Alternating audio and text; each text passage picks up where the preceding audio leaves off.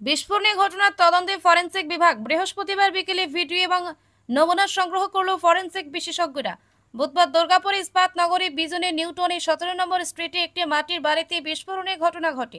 ঝলসে যায় সজল দেবনাথ নামের বছর 30-এর এক যুবক। পুলিশ জানিয়েছিল বারুদ নিয়ে পরীক্ষা করছিল ওই যুবক।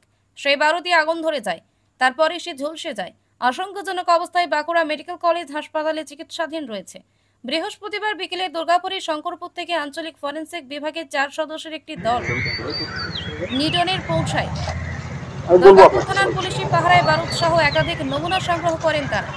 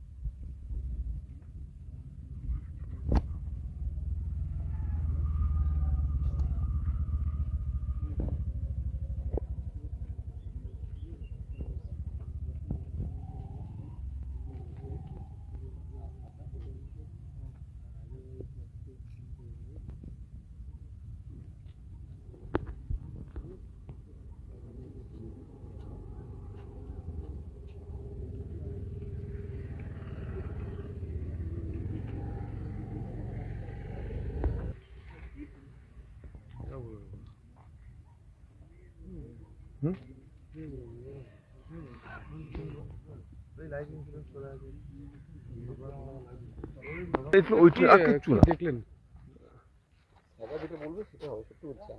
স্যার, মানে কি পেলেন আপনারা এখানে? বলেন তো কি দেখলেন? স্যার, কোনো রকম কি মানে এক্সপ্লোজিভ কিছু পেলেন? বলা যাবে না এখন, প্রিলিমিনারি ফার্দার কেমিক্যাল এক্সামিনেশনের পর। ওকে, ঠিক আছে।